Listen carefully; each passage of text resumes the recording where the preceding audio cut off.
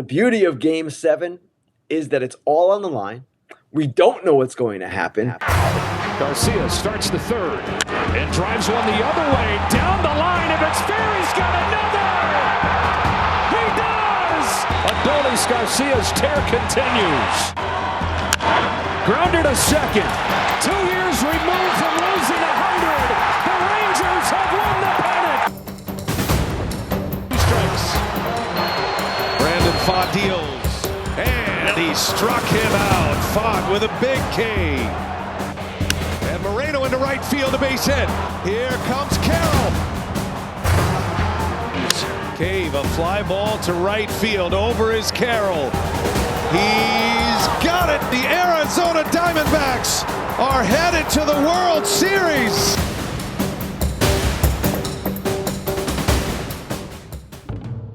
Scenarios of what the World Series would look like. How far down your list would I have had to get to Rangers, Diamondbacks? You can't have it both ways, folks. You can't say all the time, man, this sport is just tilted toward the big market teams. That's all we're ever shown. That's all we ever see. And I don't want to see it anymore. Well, here are two different teams. And two interesting teams. You've got Marcus Semien playing in his first World Series, one of the great veterans in our game. For the Diamondbacks, Ketel Marte, Corbin Carroll. Zach Gallen, Merrill Kelly. Evan Longoria playing in his first World Series since 2008, his first in 15 years. What do you think of Zach Allen's social media game? So have you enjoyed a little shade getting thrown there? And yeah, I'm sure he had a good time with the Philly crowd too. Yeah, it's pretty impressive. I wish my social media game was as good as his. This is great for baseball, I think, though, first and foremost. It goes to show you the versatility of some other players, how good they are. 4 months ago, I was like, who the heck are these Diamondbacks anyway? They don't even deserve to be in the playoffs, and now they're in. It's like, yeah, see what happens, So that's what goes to show you. Baseball is a crazy sport. It's interesting the way the two teams were built. Now, both lost 100 games 2 years ago. There have only been 4 other teams in history to lose 100 and then get to the World Series 2 years later. So we have that aspect of the matchup as well. It's astonishing, really, and it gives hope to a lot of teams maybe that have lost 100 or close to it in recent years. And this is what you play for, exactly. You don't want to go home a loser. You want to go home a winner. You break that ring. You bring it home for your city, where you're from. What is interesting to me about that is that they've done it in two completely different ways. The Rangers in the past 2 off seasons have spent more than $800 million on free agents. They were very aggressive at the deadline, adding Jordan Montgomery and Max Scherzer and Chris Stratton. The Diamondbacks have mostly been built, Scott, as you kind of alluded to, through shrewd drafting and trading.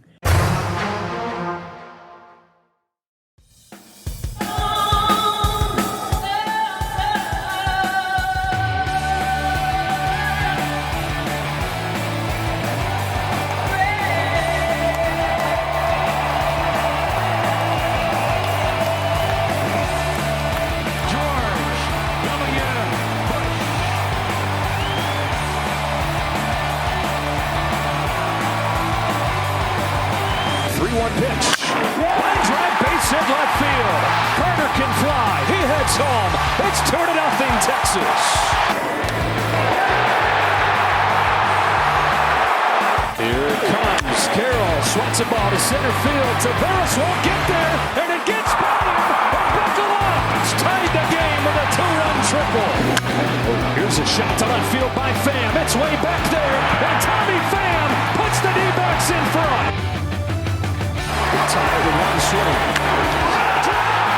It's tied! The game is tied 5-5. And he crushed it and displayed the kind of emotion that we saw when he homered in the first inning of Game 7 at Houston.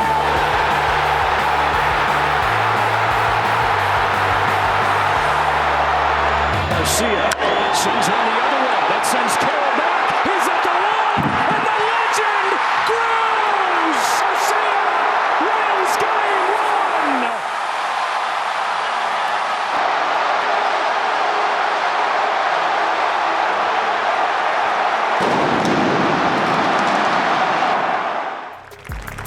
That times 7, and sure, the Diamondbacks can win some of them too, obviously, but that drama times 7, and the stars were stars, by the way, Seager and Adolis, Todd Father, worth staying up late for? I was. I was ready to go home. I was ready to take it. Kratz was pissing me off. It's all good. I was getting a little irritated. Absolutely. The thing the Rangers have to be careful of, if they think they're the better team here, they can't let the Diamondbacks hang around. They can't let them stay in these games, because this could have been the Diamondbacks' game also, except the fact that the Rangers kept throwing out their best pitching. The Diamondbacks had to get into part of the bullpen that hasn't been going too well. There's a reason that Torey Lovullo's hasn't been going to him. But you cannot let him beat you with anything but a changeup. He has hit 3 home runs. He has a .286 slugging percentage on changeups from right-handed pitchers in the last 6 years, minor leagues and the big leagues.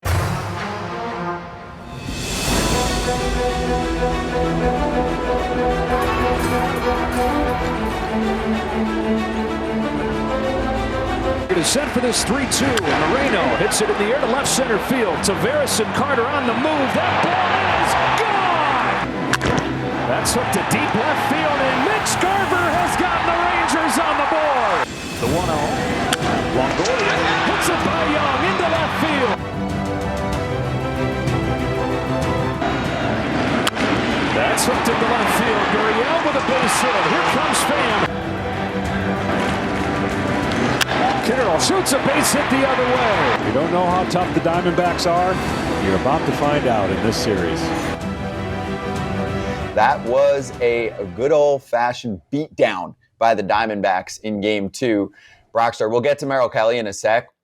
I was on a Texas radio station this morning, and they were like, "You think it's over?" I'm like, "No, definitely not." No chance. And I said, No even chance. if the Rangers dust the Diamondbacks in Game 2, I still don't think it's over. Player of the game.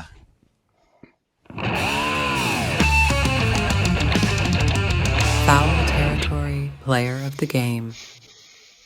The MLB 9 innings rivals player of the game is Merrill Kelly. So 7 shutout innings, 3 hits, 89 pitches, tons of changeups. He struck out 5 of the first 6 hitters he faced third time through, which is like, for most front office people, they're like, you think the analytics said he was going to strike out 5 of his last, third time through, strike out 5.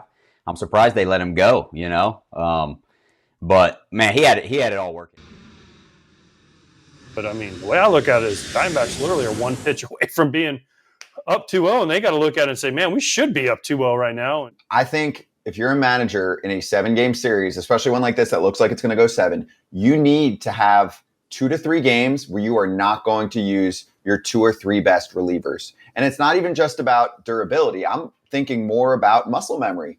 You guys are the best in the world at what you do. You see something enough, it really doesn't matter who it is. And I refer back to Nathan Eovaldi, who missed a month or more than a month, like Scherzer, with a different injury, a right forearm strain. Came back. His first 3 starts were an inning and a third, 2 and a third, 3 and a third, something like that. He, too, was rehabbing in the majors. And then the 4th start, which would be for Scherzer the one after this, that was one where he got to 5 innings.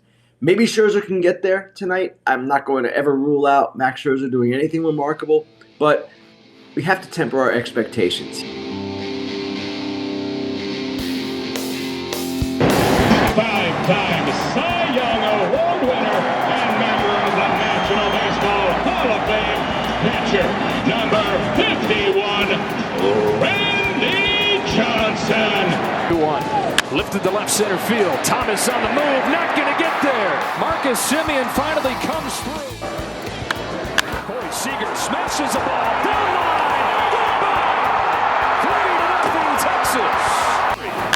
He hasn't seen a ton of pitches to hit, but the ones he's seen, they're not getting back. Well, we got a big story here in Phoenix. This is Scherzer getting ready to come out to throw his warm-up pitches just a minute ago. Moreno pokes the first one to right. They immediately will silence the crowd. Here's a high drive to center field by Garcia, who's wincing as he goes up along first. Garcia left the game with left side tightness. He was sort of doubled over in the tunnel. Finishes off a 1-2-3-9. The player of the game is Foul territory player of the game. Corey Seager, I believe it was a first pitch in the first AB changeup, Kratz, and then they go with a first pitch changeup that came inside and caught a little bit of the plate, and boom, there you go. In my mind, that's the one guy. Isn't it? Isn't that the one guy in your meetings before we're like, guys, Seager doesn't beat us, okay? But they're not really trying to avoid him tonight. It's hard to avoid a guy that is going to swing first pitch. Like you feel like you're going to be able to get him if you just throw something out of the zone. He didn't, and he made him pay. I grew up rooting for this team and suffering like a lot of the fans. And, you know, you can't say anything about one strike away or one out away or one game away because this organization, I mean, there's a feeling amongst the fan base of being cursed. And, you know, that cuts deep. You know, we intentionally, the phrase, seriously, one strike away is not something we say very often over the course of a game because the Rangers in 2011 were one strike away twice.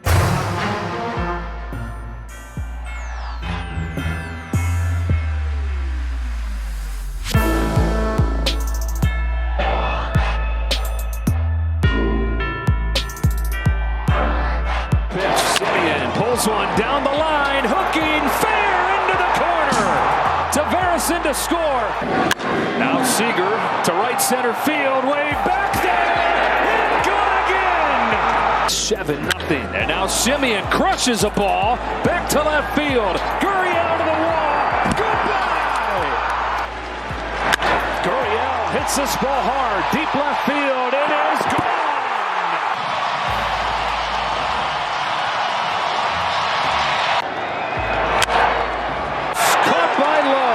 That does it for Game 4. Here, Jason Kipnis joining the party tonight. How do you think baseball is being received in Arizona right now, Kip? I think they wish the game started probably past the 5th inning tonight. They would have won. They would have won. I would have liked it a lot better. It's tough because they're in a tough situation. They got Gallen going tomorrow. They're going to need some innings out of Gallen because all their long guys threw today, pretty much. I mean, both Nelsons threw today. Saul Frank threw again. I mean, they're going to need at least 6 tomorrow out of Gallen if they have a chance to get to Thompson, Ginkel, and Sewald at the back end.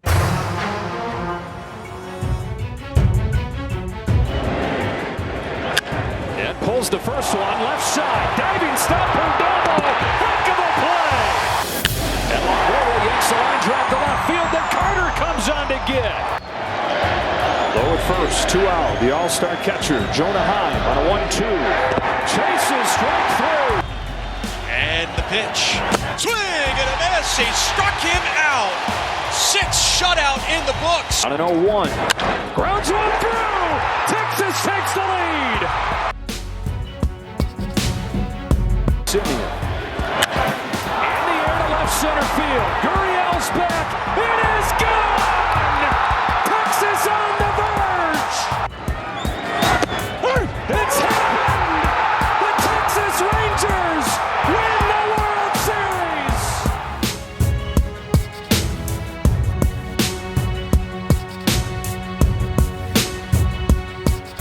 Congratulations to the Texas Rangers. You are World Series champs. And they got it done in 5 games. And they can finally get off AJ Pierzynski's back as Rangers fans win their first World Series title. Joe Davis on the Fox call goes, they're 1 strike away. And I looked up to see the score. I was like, oh, it's 5-0. This is actually over, Kratz. But I mean, they did so many things right as a franchise, and it all culminates here with a series that technically we'll look back on and probably be like, yeah, there were some fun games, but the Rangers were the better team and they showed it. Look what Zach Gallen did. Look what this team did clawing back to make it to the World Series. They have to be proud of themselves, but also I hope they don't feel like they're like, wow, this was lucky. Much maligned bullpen going into the postseason, did it for them and flipped the script. And listen, they just outplayed the Diamondbacks. There's no other way to put it. They beat them in every area of the game.